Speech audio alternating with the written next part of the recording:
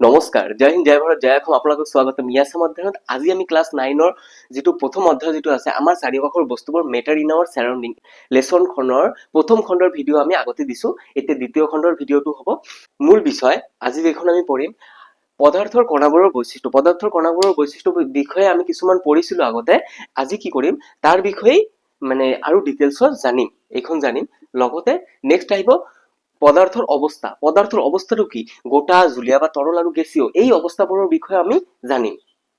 গোটাৰ বিষয়ে জানিম, জুলীয়া বা তৰলৰ বিষয়ে জানিম আৰু গেছীয়ৰ বিষয়ে জানিম।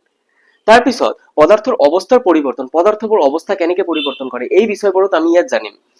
তাৰ লগত বাষ্পীভৱন আৰু ইয়াৰ কাৰকবোৰ এইবোৰৰ বিষয়েও জানিম।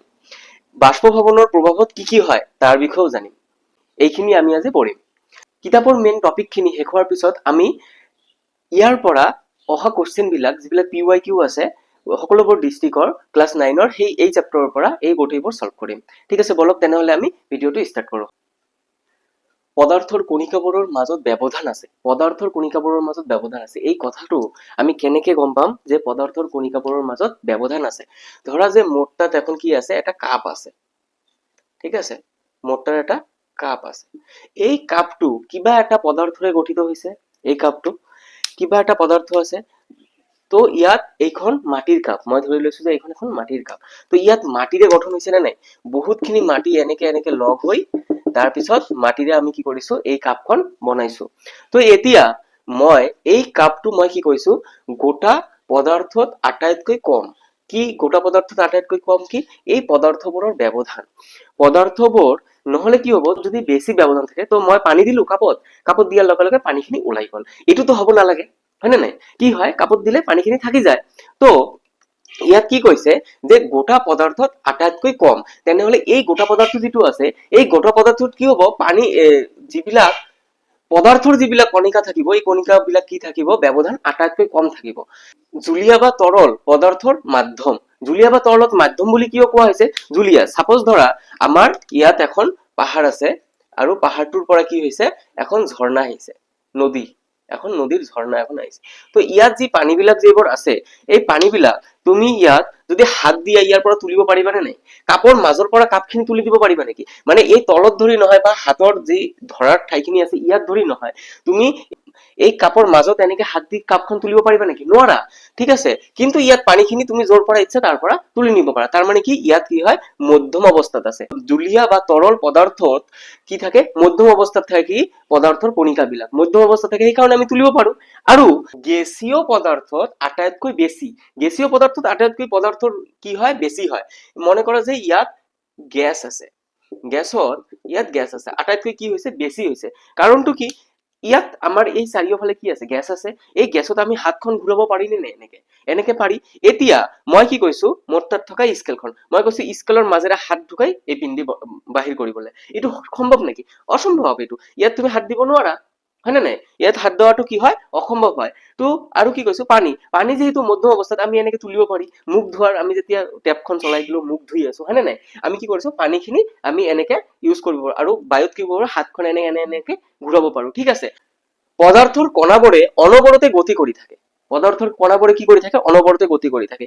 ইয়াত পদাৰ্থৰ কণা আছে, ইয়াত কি আছে, অনবৰতে গতি কৰি আছে। আমাৰ হাতত থকা মাৰ্কাৰখিনি কি হৈছে, কিবা এটা পদাৰ্থৰ কণিকাৰে গঠিত। ইয়াত থকা পদাৰ্থ কণিকাবিলাক কি কৰি আছে, অনবৰতে গতি কৰি আছে। পদাৰ্থৰ কণিকাবোৰৰ গতিশক্তি থাকে। গতিশক্তি মানে কাইনেটিক এনাৰ্জি থাকে। এই ইংলিছ ওয়াৰ্ড বিলাক ইয়াৰ পৰা মনত ৰাখিবা, যিসকলে সায়েন্সত পঢ়িবা পিছত এই ইংলিছ ওয়াৰ্ড বিলাক যদি এতিয়াৰ পৰা নাজানা তেতিয়া গৈ ইংলিছ মিডিয়ামত অসুবিধা হ'ব। অসমীয়া মিডিয়ামতো পাই সায়েন্স, কিন্তু তথাপিও ইংলিছ মিডিয়াম পঢ়াটো ভাল হয়।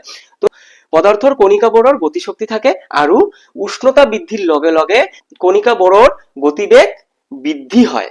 ইয়াত যদি উষ্ণতা যদি মই বঢ়াই দিওঁ, তেনেহলে মাৰ্কাৰটো মই কি কৰিছো, গেছৰ ওভেনটো জ্বলাই দিছো, ইয়াত মাৰ্কাৰখন দিছো, দিয়াৰ লগে লগে কি হ'ব, ইয়াৰ কণিকাবোৰৰ গতিশক্তি বাঢ়ি যাব, তেতিয়া এইখন গলিবলৈ ষ্টাৰ্ট কৰিব। ইয়াত বহুত গৰম পৰিছে, তেনেহলে কি হ'ব, ইয়াত থকা যিবিলাক কণিকা যিবোৰ থাকিব, এইবোৰ অনবৰতে স্পীডত গতি কৰি থাকিব। ঠিক আছে, কাৰণ উষ্ণতা বৃদ্ধিৰ ফলত কণিকাবোৰৰ গতিশক্তি বাঢ়ে। উষ্ণতা বৃদ্ধিৰ ফলত কি হয়, কণিকাবোৰৰ কি হয়, গতিশক্তি বাঢ়ে। পদাৰ্থৰ কণিকাবোৰৰ গতিশক্তি, আমি যে কৈছো এতিয়া যে গৰম দিলে কি হয়, গতিশক্তি বাঢ়ে। ইয়াত থকা কেইটামান কথা, গোটা পদাৰ্থ আটাইতকৈ কম গতিশক্তি, ইয়াত যি এইখন যে আছে, ইয়াত কি হ'ব, আটাইতকৈ কম হ'ব গতিশক্তি। ইয়াত গতি কৰাটো অলপমান লেহেমীয়া গতিত গতি কৰি আছে। আৰু জুলীয়া বা তৰল পদাৰ্থৰ মধ্যম অৱস্থাত, জুলীয়া বা তৰল পদাৰ্থত কি হয়, গতিটো কি হয়, মধ্যম অৱস্থাত কৰি থাকে। আৰু গেছীয় পদাৰ্থত কি হয়, আটাইতকৈ বেছি অৱস্থাত গতি কৰি থাকে। ইয়াত যদি গৰম পৰি যায়, ইয়াত বায়ুবোৰ বেছি স্পীডত গৈ থাকিব। ব্যাপন ডিফিউশন, দুটা বেলেগ বেলেগ পদাৰ্থৰ কণিকাবোৰে পৰস্পৰ মিহলি হোৱাকে ব্যাপন বোলে। দুটা বেলেগ বেলেগ পদাৰ্থৰ কণিকাবোৰ একেলগে মিহলি হোৱা কি বুলি কোৱা হ'ব, ব্যাপন বুলি কোৱা হ'ব। এতিয়া মোৰ হাতত এখন মাৰ্কাৰ আছে, এই মাৰ্কাৰটোত মই লোৰ গুড়া এটা গলাই পিনে মিহলাই দিলো, ঠিক আছে, যাতে একেলগে মিক্সাৰ হৈ যায়, মিক্সাৰ হৈ নতুন এটা কিবা এটা পদাৰ্থ উৎপন্ন হয়। ইয়াকে আমি কি বুলি ক'ম, ব্যাপন বুলি ক'ম, ঠিক আছে।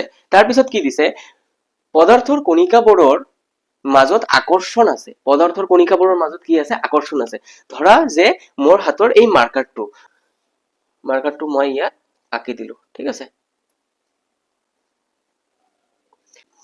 গোটা পদাৰ্থত আটাইতকৈ বেছি আকৰ্ষণ বল, ইয়াৰ আকৰ্ষণ বল বিলাক কি হ'ব, আটাইতকৈ বেছি থাকিব, যিহেতু এইখন কি গোটা পদাৰ্থ, শকত বস্তুখন কি হয়, শকত হয়, ইয়াত বেছি থাকিব।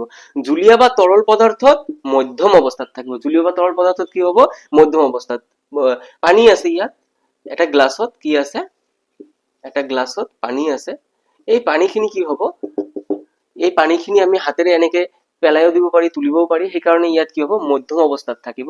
নেক্সট, গেছীয় পদাৰ্থত আটাইতকৈ কম, ধৰা যে মোৰ তাত এখন বেলুন আছে, এই বেলুনটোৰ ভিতৰত যিবোৰ গেছ থাকিব, এই গেছ বিলাক কি থাকিব, আটাইতকৈ কম থাকিব, থাকে কণিকাবোৰৰ মাজত আকৰ্ষণ বলটো, আকৰ্ষণ যিটো থাকিব দুটাৰ মাজত, এইটো কি হ'ব, আটাইতকৈ কম থাকিব গেছীয় পদাৰ্থত। পদাৰ্থৰ অৱস্থা, পদাৰ্থৰ অৱস্থা ষ্টেট অফ মেটাৰ, পদাৰ্থৰ অৱস্থা কেই প্ৰকাৰৰ, তিনি প্ৰকাৰৰ। পদাৰ্থৰ অৱস্থা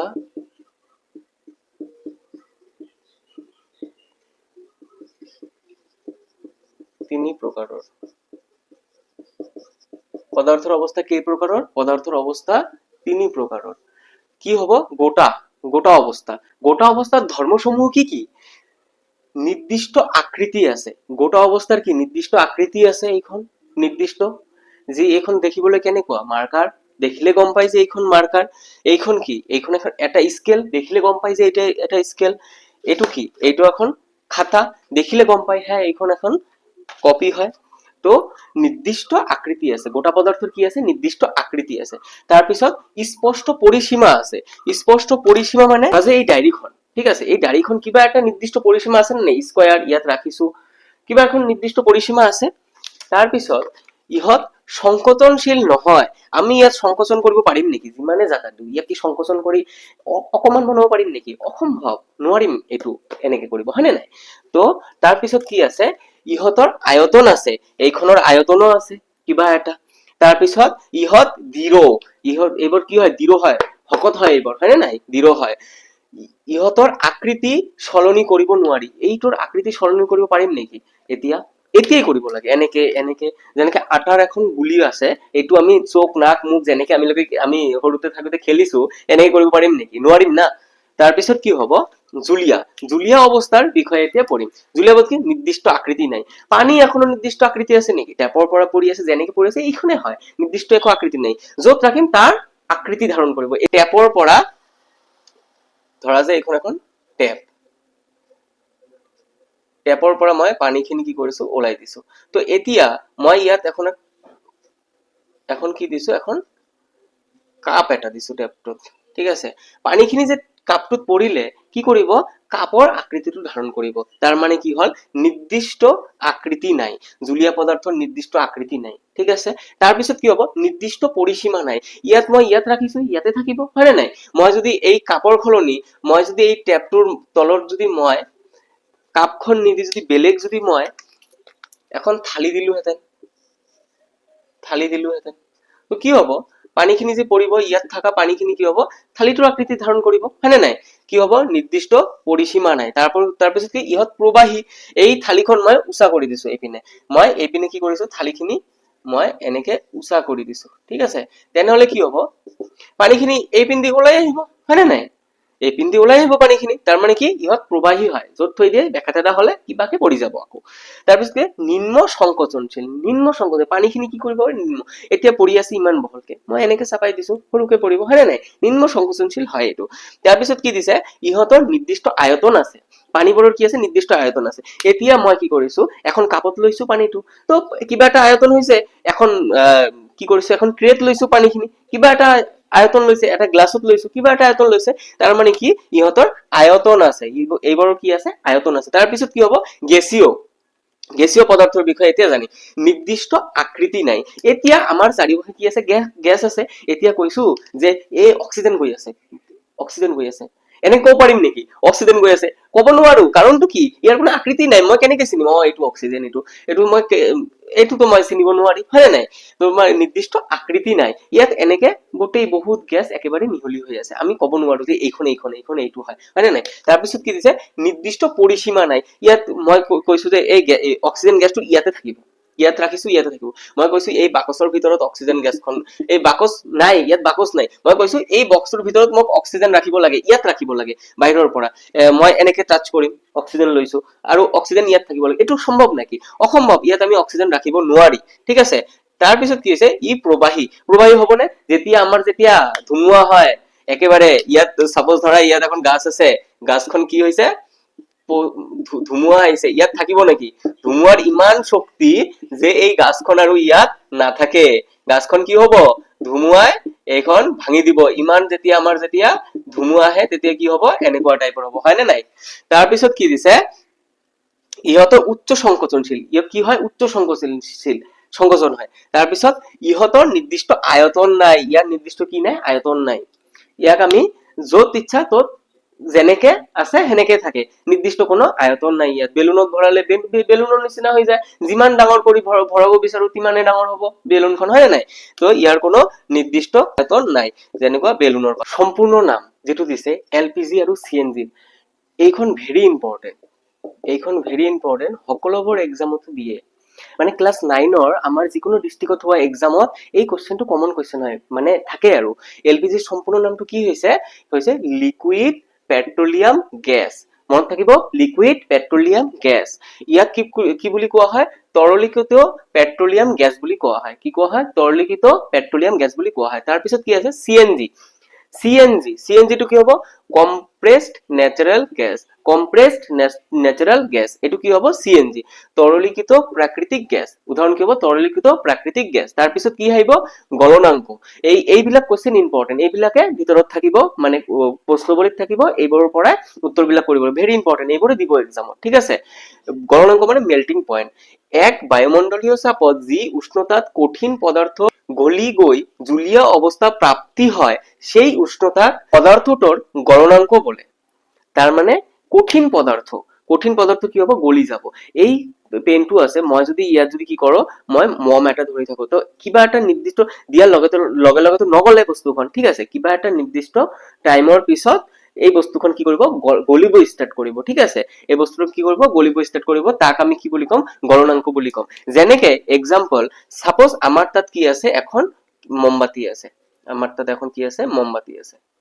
ঠিক আছে ইয়াত সৰুকে ঠাই তো ডাঙৰকে আঁকিব নোৱাৰি ইয়াত আমাৰ তাত কি আছে মমবাতি আছে আৰু আমি ইয়াৰ পৰা আমি কি কৰিছো এখন সাপোজ এখন বল এটা প্লাষ্টিকৰ এটা বল মই কি কৰিছো ইয়াত দিছো তো দিয়াৰ লগে কি বলখন গলি যাব নেকি দিয়াৰ লগে বলখন নগলে কিবা এটা নিৰ্দিষ্ট টেম্পাৰেচাৰ পোৱাৰ পিছতহে বলখন কি হ'ব গলিবলৈ ষ্টাৰ্ট কৰিব তো এতিয়া ইয়াত যিখিনি আমি টেম্পাৰেচাৰ দৰকাৰ সেইখিনি টেম্পাৰেচাৰ পিছত কি হ'ব এইখন লাহে লাহেকে গলিব ষ্টাৰ্ট কৰিব ঠিক আছে গলিব ষ্টাৰ্ট কৰিব বা মমটোৱে যেতিয়া আমি জ্বলাই দিও লগে কি মমটো গলিব ষ্টাৰ্ট কৰে নেকি নকৰে কিবা এটা নিৰ্দিষ্ট টাইমৰ পিছত মমখন কি কৰে গলিবলৈ ষ্টাৰ্ট কৰে ঠিক আছে এক বায়ুমণ্ডলীয় চাপত যি উষ্ণতাত কঠিন পদাৰ্থ গলি গৈ জুলীয় অৱস্থা প্ৰাপ্তি হয় সেই উষ্ণতাক পদাৰ্থটোৰ গলনাঙ্ক বলে সেই উষ্ণতা পদাৰ্থটোৰ কি বুলি কোৱা হ'ব গলনাঙ্ক বুলি কোৱা হ'ব যেনে কি দিছে বৰফৰ গলনাংক। বৰফ এটা কি কৰিছা, ফ্ৰিজৰ পৰা এখন বৰফ ওলাইছা, ওলাই পিনে ৰাখিছা, ৰাখাৰ লগে লগে লাহে লাহেকে গলি থাকিব, লাহে লাহেকে গলি থাকিব, হয় নে নাই? কিমান ডিগ্ৰী চেলচিয়াছত গ'লে বৰফখন মূৰত আহে নে নাই কেতিয়াবা কুৱেশ্যনখন, যে বৰফটো আমি খাই থাকো, কেতিয়াবা ফ্ৰিজৰ পৰা ওলালে লাহে লাহেকে গলি যায়, কিন্তু কিমান ডিগ্ৰী আমাৰ বতৰত কিমান ডিগ্ৰী টেম্পাৰেচাৰ থাকিলেহে বৰফখন গলে, এইখন এখন কুৱেশ্যন আহে মনত। তেতিয়া মনত ৰাখিব 0 ডিগ্ৰী চেলচিয়াছত আমাৰ কি হয়, বৰফখন গলাই ষ্টাৰ্ট দিয়ে। আকৌ 273 কেলভিন, 0 ডিগ্ৰী বা 273 কেলভিন উষ্ণতাত আমাৰ কি হয়, বৰফখন গলিবলৈ ষ্টাৰ্ট হয়। এতিয়া উতলাংক। নেক্সট, উতলাংক মানে কি, বইলিং পইণ্ট। উতলাংকৰ বিষয়ে জানি, এক বায়ুমণ্ডলীয় চাপত যি উষ্ণতাত জুলীয়া পদাৰ্থ উতলিবলৈ আৰম্ভ কৰে, সেই উষ্ণতাক পদাৰ্থটোৰ গলনাংক বলে। মানে উতলাবলৈ ষ্টাৰ্ট কৰিব কেনেকে, ধৰা যে এক বায়ুমণ্ডলীয় চাপত, ধৰা যে ইয়াত কি আছে, তুমি ঘৰত এখন গেছৰ এটা ওভেন, ঠিক আছে, ইয়াত কি, এইটো কি হল, গেছৰ এটা ওভেন এনেকে থাকে না, তাত এখন বাৰ্নাৰ থাকে, ইয়াৰ পৰা জুই ওলাই থাকে, তো তুমি ইয়াত কি কৰিছা, আৰু ইয়াত কি থাকে, এনেকে অন অফৰ সুইচখন থাকে, হয় নে নাই, অন অফৰ সুইচখন থাকে। ইয়াত তুমি কি কৰিছা, ইয়াত তুমি গাখীৰ বহাই দিছা, এটা চচপেনত তুমি কি কৰিছা, ইয়াত এটা চচপেনত তুমি কি কৰিছা, গাখীৰ বহাই দিছা। এতিয়া তুমি গাখীৰটো ইয়াত দিয়াৰ পিছত তুমি পাহৰি গৈছা যে তুমি ইয়াত গাখীৰ দিছা, ঠিক আছে, গাখীৰ দিছা পাহৰি গৈছা, কিবা ঘৰত কিবা বেলেগ কিবা কাম কৰি আছা, ঠিক আছে, কাম কৰাৰ পিছত তোমাৰ ফটককে মনত আহিল যে মইতো গাখীৰখন বচাই থৈ আহিছিলো, যাও গেছত গৈছা, গৈ পিনে চাইছে যে এনেকে উতলিবলৈ ধৰিছে, আকৌ কিছুমান গাখীৰ পৰিও গৈছে ইয়াত, ঠিক আছে। ইয়াক কি বুলি কোৱা হয়, ইয়াক কোৱা হব উতলাংক বুলি কোৱা হব। ইয়াক কি বুলি কোৱা হব, উতলাংক। মানে এক বায়ুমণ্ডল চাপত যি উষ্ণতাত জুলীয়া পদাৰ্থ উতলাবলৈ আৰম্ভ কৰিছে, ইয়াক কি বুলি কোৱা হব, সেই উষ্ণতা পদাৰ্থটোৰ উতলাংক বুলি কোৱা হব। যেনে পানীৰ উতলাংক, হাড়িত কেতিয়াবা ভাত ৰান্ধো ন, তেতিয়া চাম যে ভাতৰ মাৰখিনি উতলাবলৈ ধৰিছে বা ঢাকনৰ বাহিৰলৈ ওলাইবলৈ আৰম্ভ কৰিছে, তো পানীৰ উতলাংক কি হয়, 100 ডিগ্ৰী চেলচিয়াছত কি হয়, উতলিবলৈ ষ্টাৰ্ট কৰে। আমি যদি এইখন চেলচিয়াছত নাচাই যদি কেলভিনত চাওঁ, তেনেহলে 373 কেলভিন উষ্ণতাত কি হয়, আমাৰ উতলিবলৈ ষ্টাৰ্ট কৰে। আজি ইমানখিনি, থাৰ্ড নম্বৰ ভিডিঅ'তে এই চেপ্টাৰখিনি কমপ্লিট কৰিম, আৰু তাৰপিছত কুৱেশ্যন এনচাৰ বিলাক কৰিম, আৰু এই মানে আমাৰ ক্লাছ 9ৰ যিবিলাক গোটেইবিলাক ডিষ্ট্ৰিক্টৰ যিমানখিনি কুৱেশ্যন আছে এই চেপ্টাৰৰ পৰা, গোটেই চেপ্টাৰৰ PYQ বিলাক আমি সলভ কৰিম।